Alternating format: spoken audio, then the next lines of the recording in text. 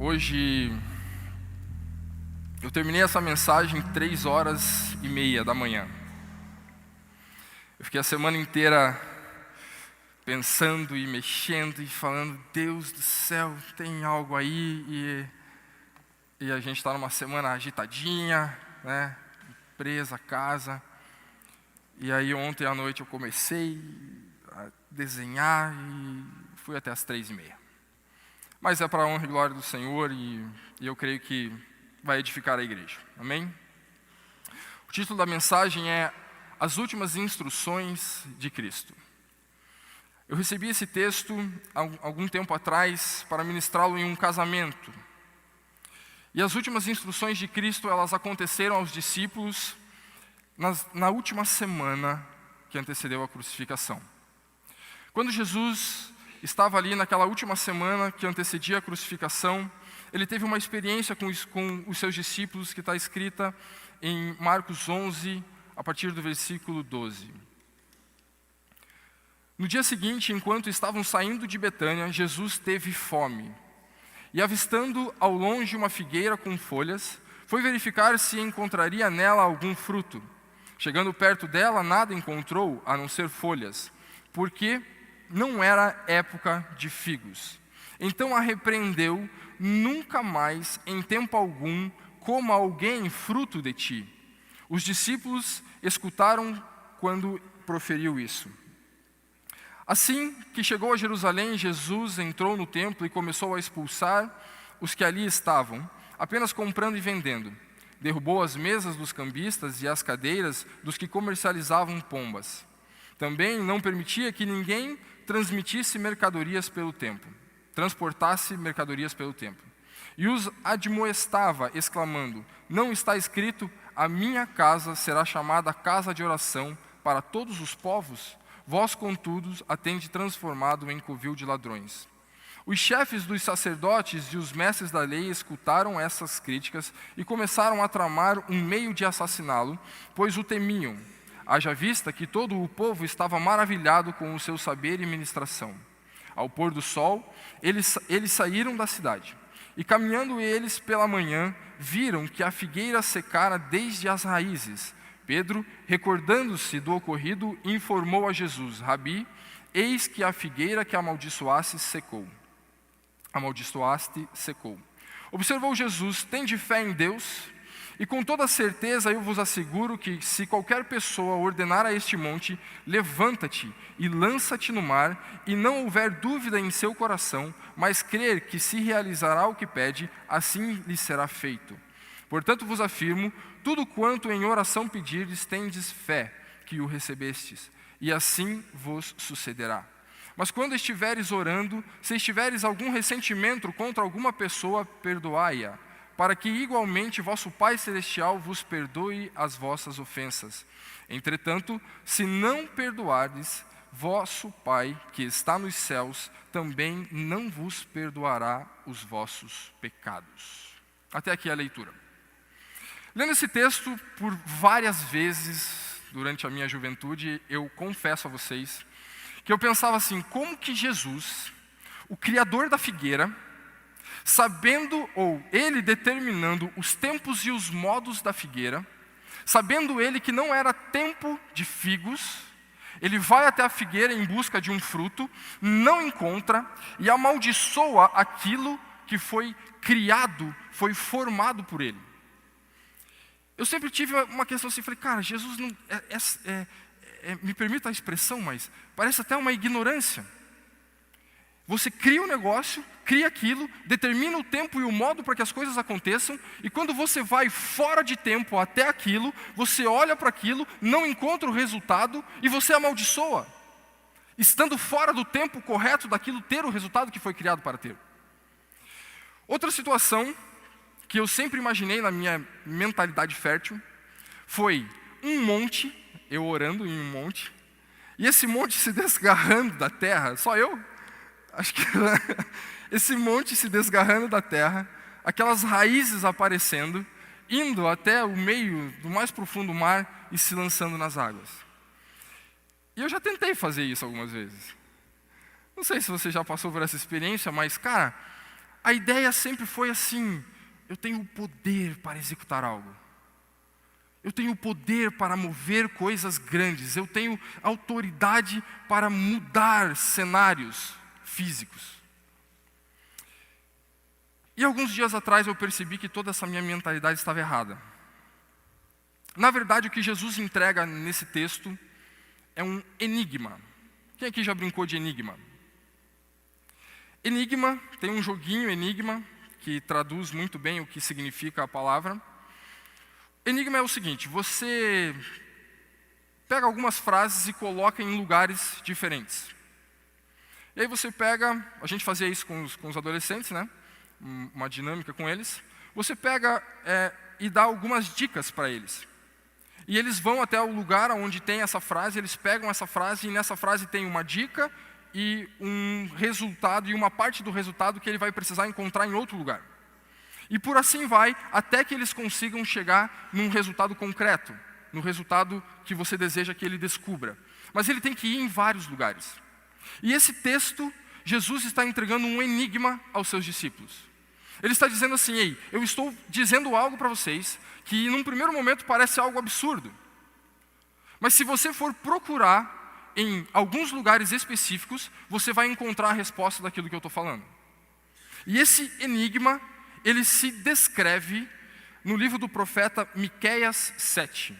Eu vou ler ele para a gente poder entender bem direitinho o tema e a direção da mensagem. Miqueias 7, a partir do versículo 1. Ah, que infelicidade a minha!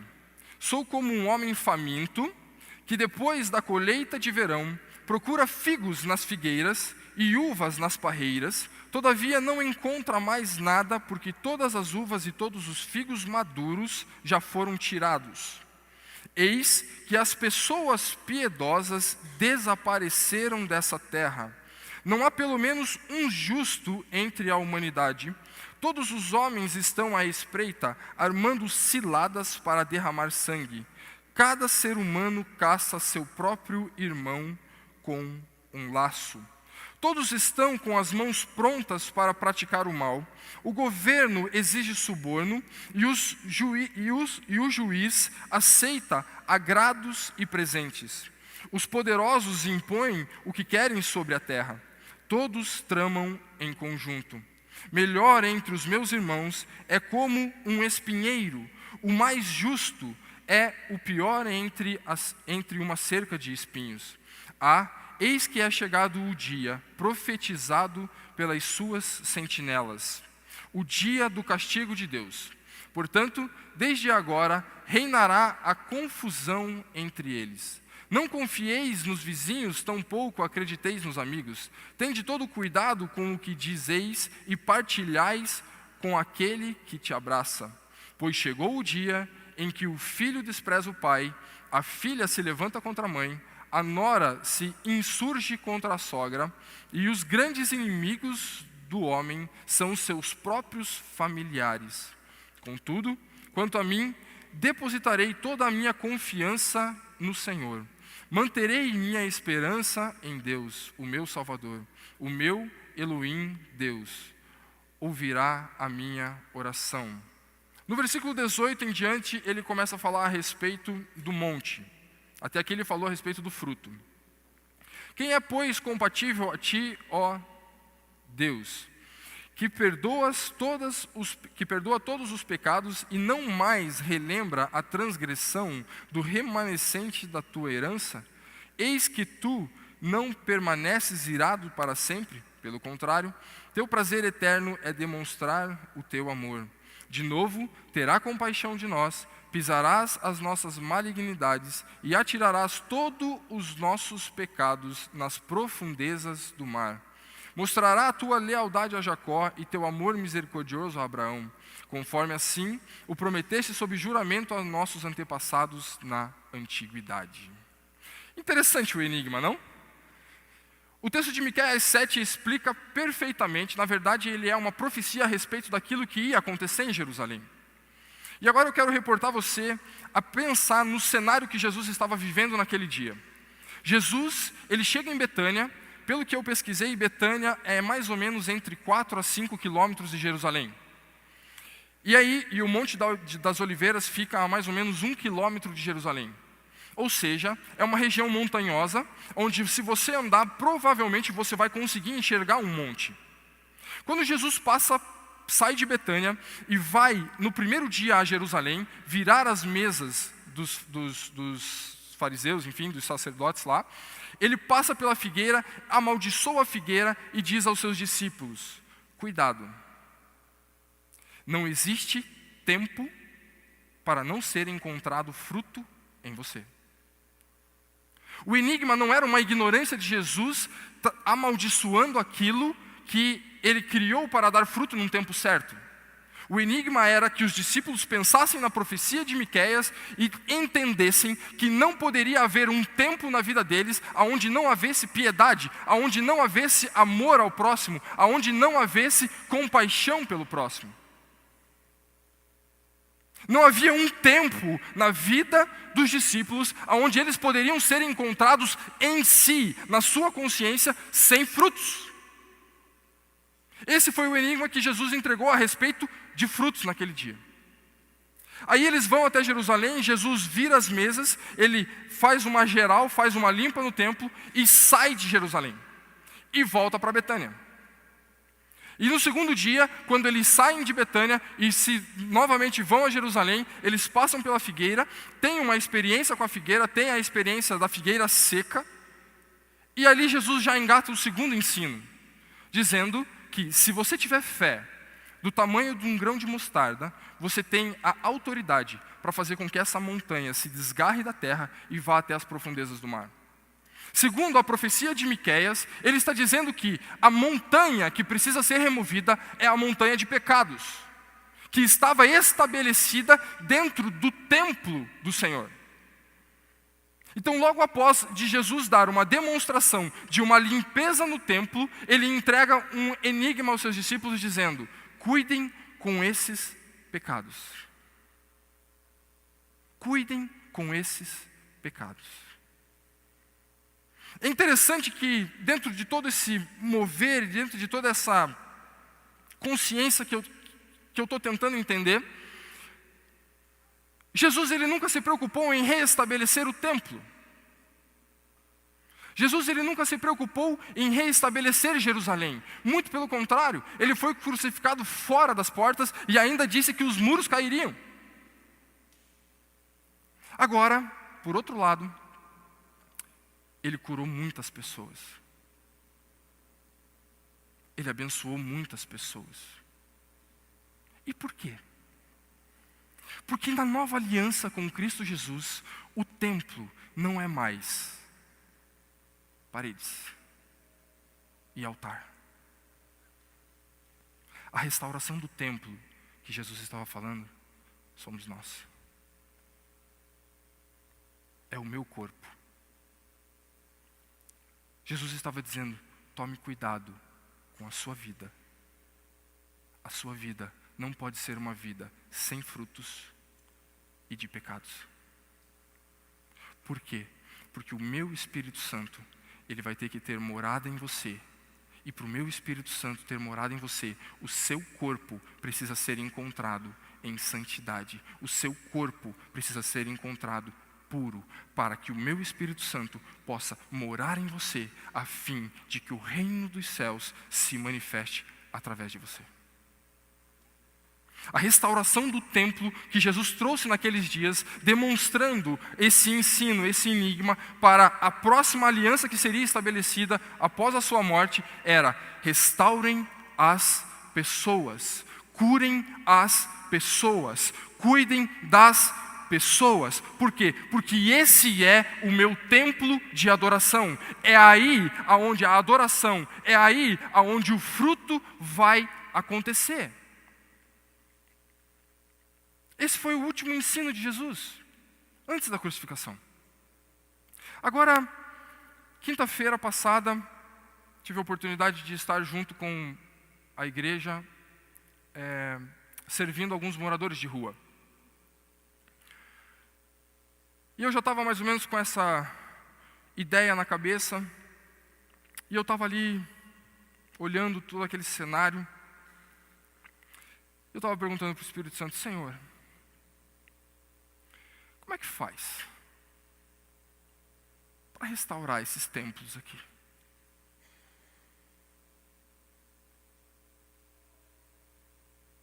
Como é que faz?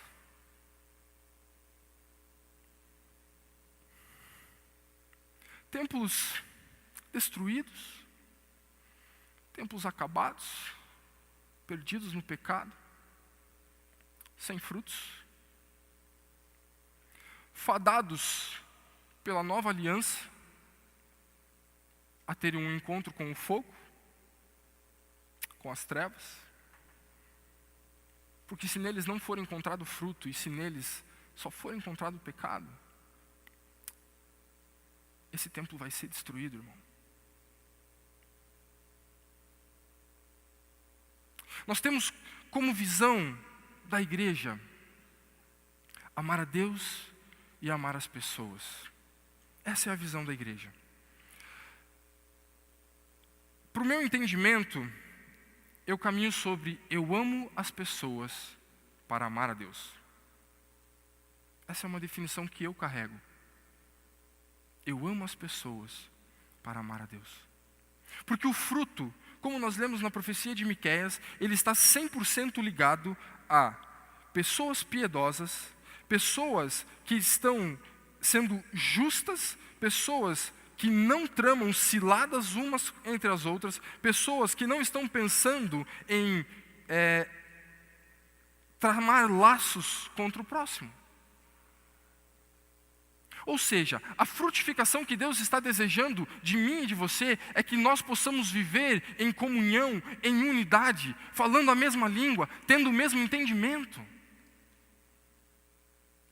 É esse o fruto que Deus está desejando. Que juntos nós possamos exercer o reino dos céus, a justiça, a paz e a alegria no Espírito Santo. Por quê? Porque Ele habita em nós. Quando nós estamos juntos caminhando, irmãos, dessa forma, pensa no poder, na autoridade que isso tem, na força que isso tem. Algum tempo atrás eu tive a experiência de cuidar de algumas crianças carentes na ONG de Colombo. Nós já fizemos um trabalho lá. E a minha oração é: Senhor, como é difícil estar sozinho aqui. Como é difícil. Irmãos, uma obra dessa sozinho é muito pesado. A gente não aguenta. Você não suporta. Agora, o que nós mais enfrentamos lá foi oposição. Foi gente falando que não tinha que fazer. Foi gente falando que não era para fazer. E eu não conseguia entender como é que as pessoas me davam esse conselho, tendo a palavra de Deus tão clara, escrita diante de nós, dizendo: você tem que ir, você tem que ter piedade, você tem que ter o cuidado. Desde a minha conversão, eu sou um cara bastante radical naquilo que faço. Quando entro para valer. Eu tenho buscado viver reino dos céus. E entender o que é o reino dos céus. Compreender essa dinâmica do reino dos céus. E eu confesso que existe um texto na palavra de Deus que diz que o reino dos céus é justiça, paz e alegria no Espírito Santo. Isso me trazia uma certa dificuldade de entendimento, é um outro enigma. Por quê? Porque o reino dos céus ele se manifesta no Espírito, ele não se manifesta em mim. A justiça, a paz e a alegria, elas acontecem no Espírito Santo, através do Espírito Santo, com o Espírito Santo, e não em mim, não através de mim. E isso me trazia uma certa dificuldade de entendimento. Até o dia que eu entendi essa questão de ser levantado na nova aliança como um novo adorador. Você é o templo do Espírito Santo. A minha responsabilidade e a sua responsabilidade é mantermos a casa limpa. É mantermos o templo limpo. Porque uma vez que o Espírito Santo habita dentro de você, o reino dos céus vai se manifestar no Espírito Santo que está dentro de você. E a justiça, a paz e a alegria vão se manifestar. Não tem como. Agora, se pega 1, 2, 3, 4, 5, 10, 20, 15, não sei, vários, que têm esse entendimento, que estão preocupados em manter a casa limpa, para que o Espírito Santo more aí dentro. Quando isso se junta, irmão, nós temos a justiça, a paz e a alegria estabelecida. Com frutificação, multiplicação e governo. Nós vamos governar. Amém? Como igreja, nós vamos governar. Mas há um detalhe dentro de tudo isso. Dentro de toda a história da humanidade, do Éden ao Apocalipse, Jesus, aliás, Deus, ele sempre traz o fruto. É uma figura de linguagem. Os enigmas de Jesus, todos eles passam por frutos. Um deles acontece dentro do Éden. No próprio Éden, Adão e Eva conceberam um fruto. E por causa desse fruto, o homem foi destituído do Éden. Agora tem um detalhe interessante aqui. Se você for ler as escrituras, provavelmente está em Gênesis 37, se eu não me engano. Você vai perceber que, após o pecado, o homem perdeu algumas coisas, ele passou a ter a consciência do conhecimento do bem e do mal, as mulheres passaram a ter as dores de parto, o espírito foi retirado, não podia mais habitar dentro do homem. Dentro do Velho Testamento, o espírito só vinha sobre alguns que Deus achava como justos, e não mais dentro deles. Então essas foram as consequências do pecado no Éden. Porém, a presença de Deus não se afastou deles. O pecado teve algumas consequências, mas não tirou a presença de Deus, a comunhão com Deus deles. Logo após as determinações de Deus por causa do pecado na vida do homem, de Adão e Eva, já vem logo após um texto falando de Caim e Abel, aonde Deus estava vindo ter com eles para colher as suas ofertas. Ou seja, Deus continuou tendo comunhão com o homem mesmo depois do pecado. Qual é o detalhe? Isso é importante para nós. Caim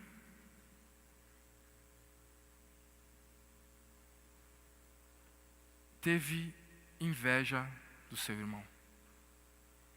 Foi Caim, né? Caim matou Abel, né? Caim teve inveja do seu irmão. E se você for ler as escrituras, deixa eu caçar aqui.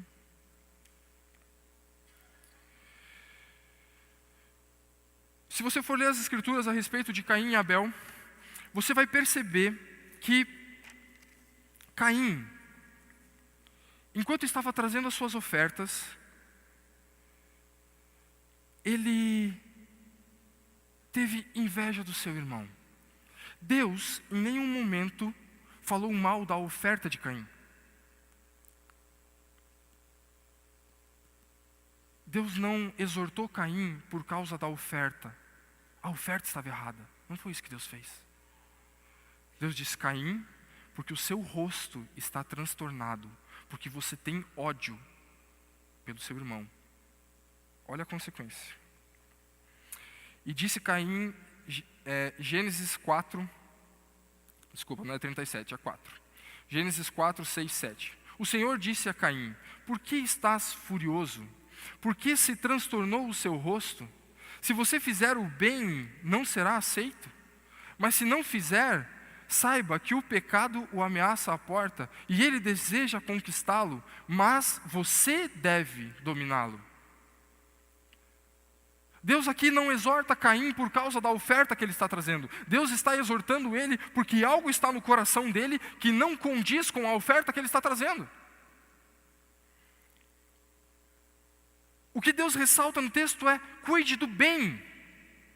Preocupe-se em fazer o bem. Não é a oferta que eu desejo, eu quero um coração preocupado em estabelecer o bem. E a consequência de Caim foi que ele matou o seu irmão.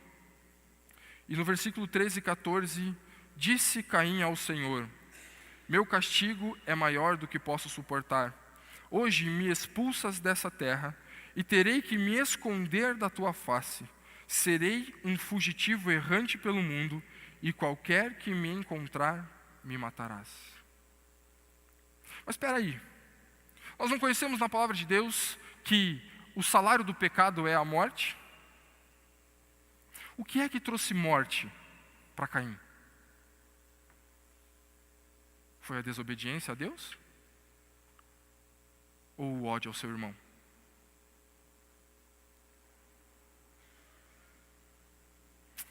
O que trouxe morte para Caim e o que fez com que Deus não aceitasse a sua oferta foi o ódio ao seu irmão. Se nós voltarmos para o primeiro texto que nós lemos, nós vamos ver Jesus nas últimas instruções falando a respeito de: se você tem um problema com alguém, vá, resolva. Peça perdão a ele. E depois venha pedir perdão a Deus. Por quê? Porque não adianta nós estarmos aqui, darmos as nossas ofertas e pedirmos perdão a Deus, sendo que temos problemas com os nossos irmãos. Irmãos, esse é o modelo da nova adoração e da frutificação na nova aliança. É assim que funciona. Deus escolheu ser amado no próximo. Deus escolheu ser amado no próximo. Para eu amar a Deus, para você amar a Deus, nós precisamos amar as pessoas. Nós precisamos cuidar das pessoas. Nós precisamos incentivar as pessoas a cuidar do templo. Precisamos incentivar as pessoas a olhar para o templo como um lugar da habitação do Espírito Santo. Fazer com que as pessoas entendam que o pecado está tirando a presença do Espírito Santo de dentro delas. E uma vez que o Espírito Santo não está dentro dela, como não estava em Caim, essa pessoa passa a abrir os seus olhos para a inveja, para o ódio, para a competição, para as coisas erradas do mal. E isso sim vai destituí-la da presença de Deus. Quando o Espírito Santo não está habitando no templo, é outro Espírito que habita aí. E quando esse outro Espírito habita aí, por causa do pecado que nós exercemos, você está abrindo o seu corpo, você está estabelecendo dentro do seu corpo uma resposta que não vai agradar a Deus. O mais interessante é que dentro de todo esse cenário espiritual, a resposta corporal é sempre o que define a presença de qual espírito está habitando em você. Isso é um negócio interessante. Por quê? Porque quando Adão e Eva, eles ouviram um espírito maligno, eles deram uma resposta corporal ao pecado. Os seus olhos se acenderam. Os seus olhos foram cheios para o fruto da desobediência. Foi a resposta corporal que deu a liberdade para que o espírito maligno entrasse dentro deles. Irmãos, toda resposta que Deus está esperando de nós, ela precisa ser externalizada através do nosso corpo. As respostas corporais, o comportamento que existe dentro de nós, que flui através de nós, define o nosso caráter. E qual o Espírito vai estar agindo dentro de nós. Por isso que você precisa cuidar do templo. Porque é aí que o Espírito Santo vai morar. Quando em Tiago diz que o Espírito Santo, ele arde em ciúmes, ele tem grandes ciúmes, é porque ele não consegue habitar no mesmo lugar de outros espíritos. E durante essas semanas, preocupado com o templo, eu tive algumas experiências. Eu falei, Senhor, é uma linha muito fina. É uma linha muito fina. Em que eu preciso estar preocupado com o meu templo, com o local da adoração que flui através de mim, E preciso estar preocupado com o local de adoração do meu irmão. Eu preciso estar preocupado tanto com o meu local de adoração, quanto o local do meu irmão. Porque o meu local de adoração depende da resposta corporal que eu dou ao meu próximo. Não sei se você está entendendo. Por exemplo, essa semana eu estava dirigindo, e eu sempre fui um cara bastante tranquilo no trânsito. Bem tranquilo. E eu entrei numa rua e o cara estava com uma caminhonetona branca e jogou o carro em cima de mim e eu segurei, deixei ele passar. Depois nós fomos fazer outra curva e ele de novo espalhou em cima de mim, eu buzinei para avisá-lo. Tudo isso em paz ainda, irmão. Garanto para você. E eu buzinei para avisá-lo. Quando eu buzinei para avisá-lo, o cara buzinou, tirou a mão para fora e... Eu estava com a minha carretinha atrás. Eu falei, cara, qual é a tua? Eu acelerei um pouco o meu carro e entrei na frente dele.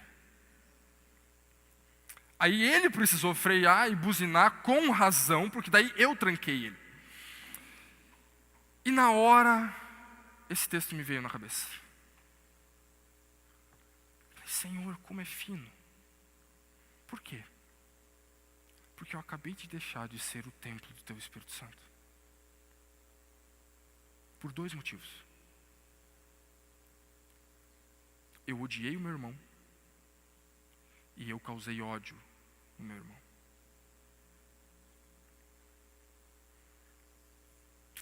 É muito fino, irmão.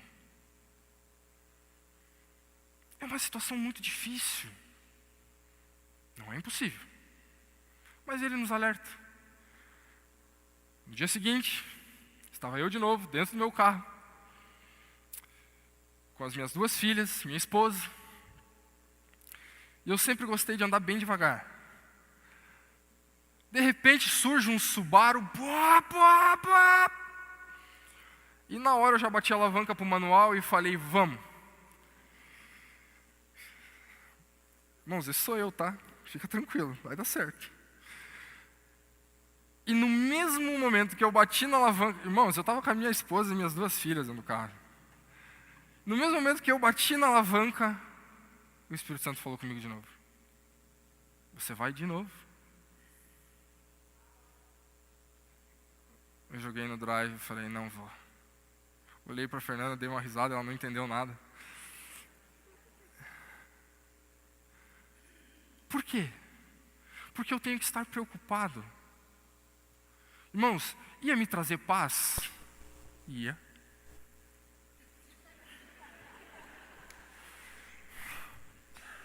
Ia me trazer alegria? Ia. Ia. Não posso dizer que não. A minha alma ia, cara, ainda mais se eu ganhasse o pega. Não. Ia trazer paz, ia trazer alegria. E eu ainda ia me achar o cara mais justo. Não é verdade? Só que não é em mim. É nele. E isso às vezes nos confunde. Muitas vezes nós queremos sentir a paz e a alegria e a justiça sendo exercida em nós, para nós. E não para Ele. Como um templo de adoração a Ele. Por mais que não houvesse problema algum, seriam, acredito que 2 quadras só. Não ia ter nenhum acidente, não ia ter nada. Eu instiguei o meu irmão a fazer algo errado. Eu motivei ele a fazer algo errado.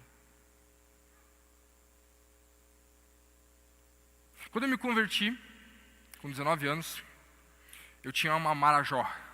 Quem conhece Marajó? Marajó. O Anderson andou comigo na Marajó. Ele é prova. Cúmplice, não prova. Que não falou nada para mim naquela época. Dizia, acelera. Eu tinha uma Marajó, 89. E eu quero explicar para vocês qual é a ideia de se tornar o templo do Espírito Santo. Minha Marajó 89 tem uma história. Meu pai teve vários carros chamados Chevette. Ele teve 50 e poucos Chevettes na vida. Ele era mecânico e piloto de estocar terra. Corria de automóvel na terra. E eu cresci dentro desse cenário. Eu cresci vendo isso. Eu cresci tendo essas experiências. Eu cresci vendo o meu pai andar em alta velocidade dentro da cidade, fora da cidade, em qualquer lugar. E todos os meus primos seguiram os passos do meu pai. Todos eles tiveram um Chevette turbinado. Logo, não poderia ser diferente quando eu tirasse a minha carteira. Eu precisava ter um Chevette maquinado. E eu tive. Com 18 anos, eu tirei a minha carteira e fui buscar o carro, a minha carteira na autoescola com o carro já. Já tinha comprado o carro antes de ter a carteira. Paguei R$ 5.500 no carro. Investi mais de R$ 6.000 no motor dele. 3, 4 mil em roda, pneu, som, piá, coisa de piá.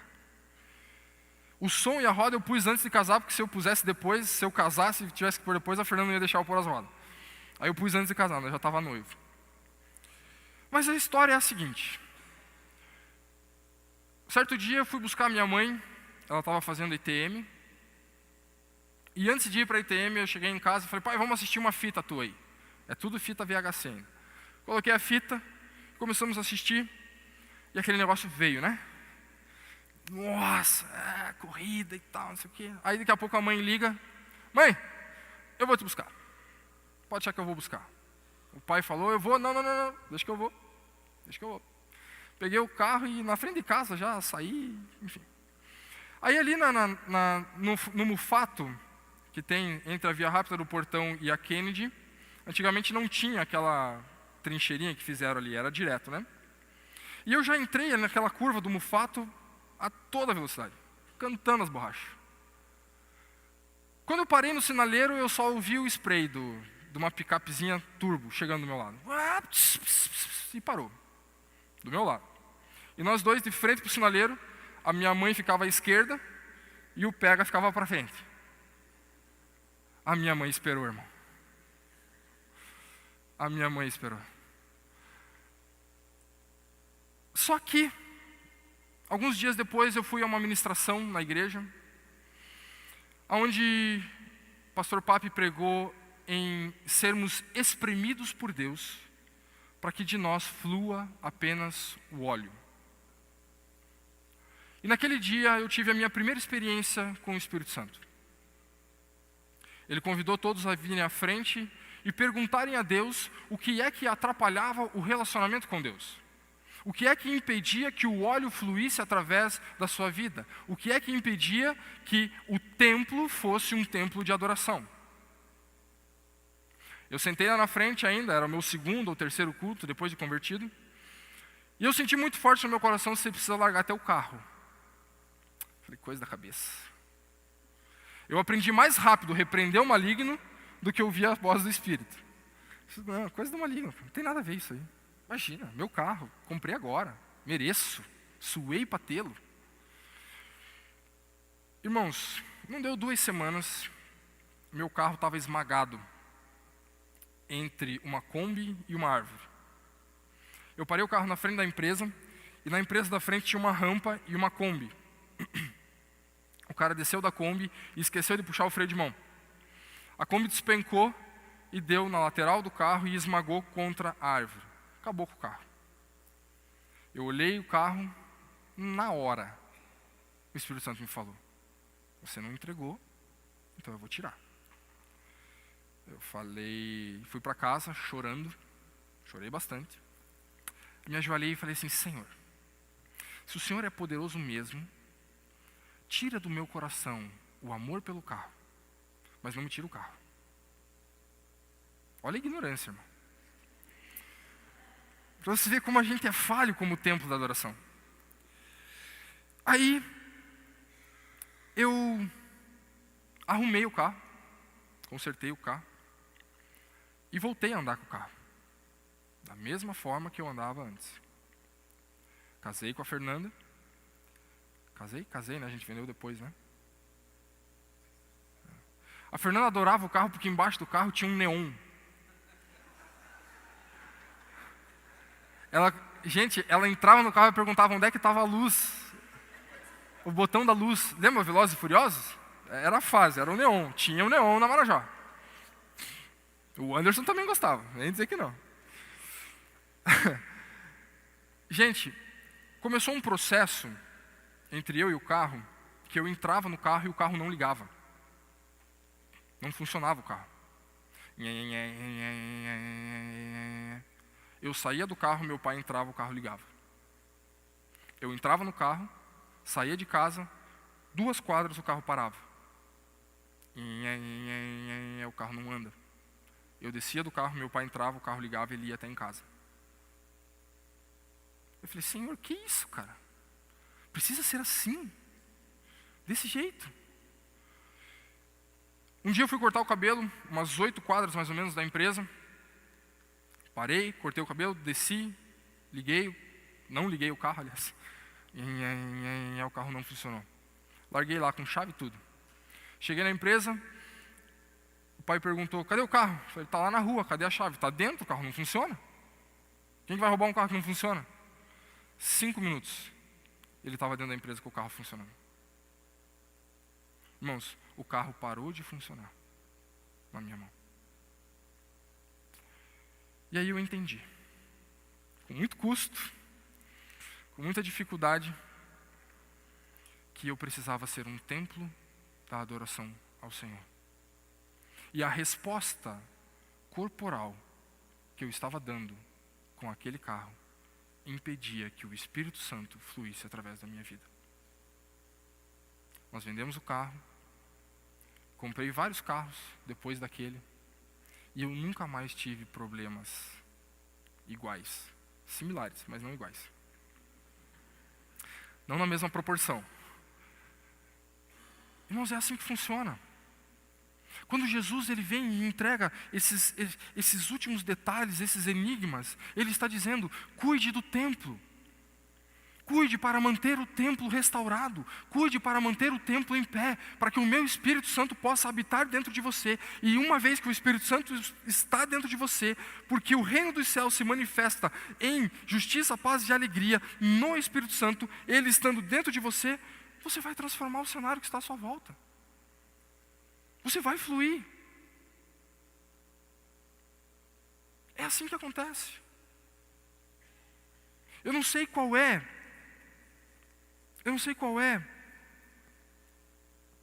o problema que você enfrenta.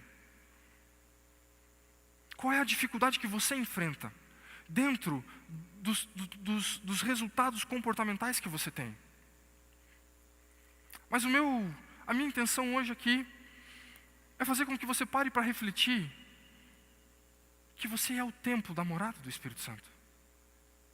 Você é o lugar onde esse óleo precisa fluir. Você é o lugar onde a manifestação do Espírito Santo vai acontecer.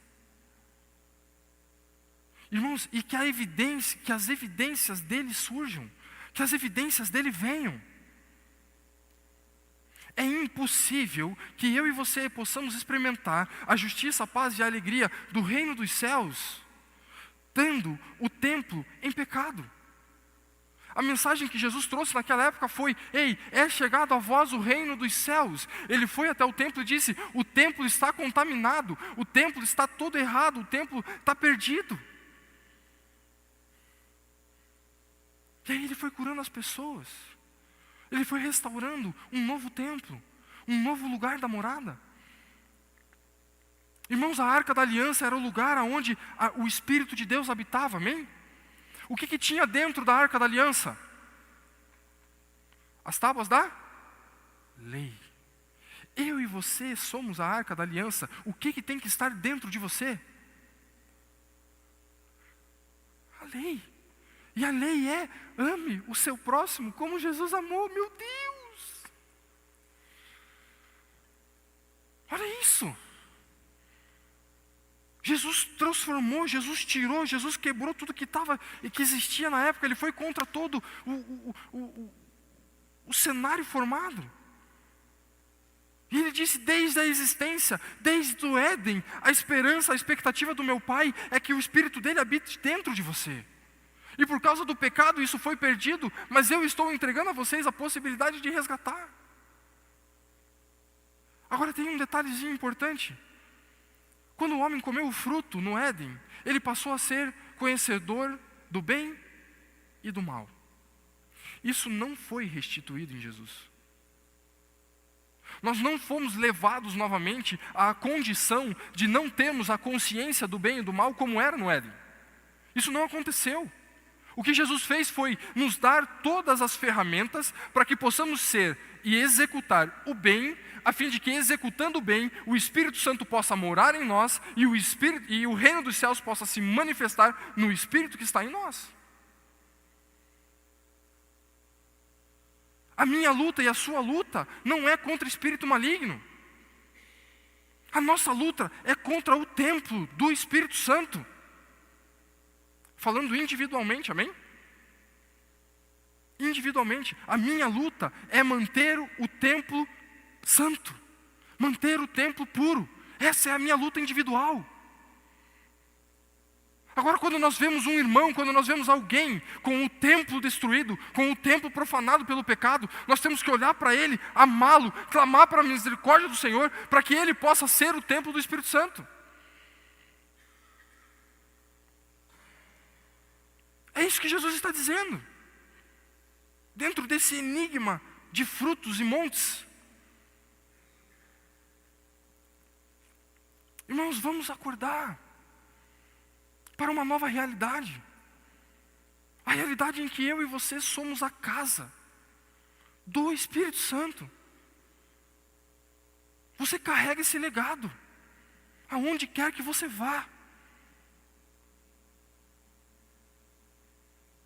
Jovem, criança, adulto, idoso. Todos nós temos essa responsabilidade. Mantenha a casa limpa. Cuide dos seus olhos, cuide dos seus ouvidos, cuide daquilo que você fala. Porque você é templo do Espírito Santo. Cuide dos lugares onde você vai. Porque você é templo do Espírito Santo. E a motivação é que nós possamos ver o reino dos céus em vida. Que nós possamos chegar diante da presença dele e ele olhar para mim e dizer assim: cara, ainda bem que você vendeu a Marajó. Ainda bem que você aceitou. Eu te conheço. Eu te conheço. Porque quando o Espírito Santo flui através de você, o seu caráter, ele se manifesta em piedade. O seu caráter se manifesta em fé. Para as coisas certas, nas horas certas. Existem alguns exemplos bíblicos, quase meio-dia já, que acompanham a humanidade a respeito de frutificação. Nós estamos vendo que o propósito de Deus dentro da nova aliança, para que possamos viver reino, é que nós removamos toda a montanha e que nós frutifiquemos. Porém, dentro de toda a história humana, se nós formos pegar história por história dos homens que foram levantados como árvore frutífera, houve problema. Houve um problema chamado inveja e amargura de coração. Começou em Caim, foi a primeira experiência. No povo de Deus, quando Isaac foi a Gerar, a Bíblia diz que ele semeou e colheu a 100 por 1 naquela terra. Ou seja, Isaac já estava vivendo. Isaac é a segunda geração depois de Abraão, amém? Filho de Abraão. Quando Isaac chegou naquela terra, Isaac semeou em solo seco. E a palavra de Deus diz que ele colheu a 100 por 1. No mesmo momento, o povo de Gerar olhou para ele, teve inveja dele e expulsaram ele daquela terra. Expulsaram ele de lá. Olha o que aconteceu. Deixa eu ver se eu tenho esse texto aqui. Acho que eu não trouxe ele. Mas, numa outra oportunidade eu compartilho com vocês. O texto que fala de quando Isaac teve que sair de Gerar. Quando Isaac saiu de Gerar, ele foi para o vale de Gerar. E no vale de Gerar, os seus pastores cavaram um poço. E nesse poço, quando esse poço começou a verter água, os pastores de Gerar entraram em discussão com os pastores de Isaac. E houve briga, houve discussão, porque eles desentulharam alguns poços. Além de cavar aquele, houve briga, discussão. Quando eles começaram a cavar outros poços, houve discussão e briga. A Bíblia fala exatamente isso. Quando eles cavaram o primeiro poço, houve discussão. Quando eles cavaram o segundo poço, houve discussão, houve briga. Num terceiro poço, que não houve discussão e não houve briga, quando isso aconteceu, Deus abriu um espaço largo para Isaac. Ou seja, uma árvore frutífera, levantada mediante o propósito correto, dentro da nova aliança, sendo impedida por causa de irmãos. José foi vendido como escravo por inveja dos irmãos. Jesus foi crucificado por inveja. Árvores frutíferas. A palavra lançada por Jacó sobre a vida de José foi: você é uma árvore frutífera plantada junto a ribeiros. E por causa da inveja dos seus irmãos, ele foi vendido como escravo.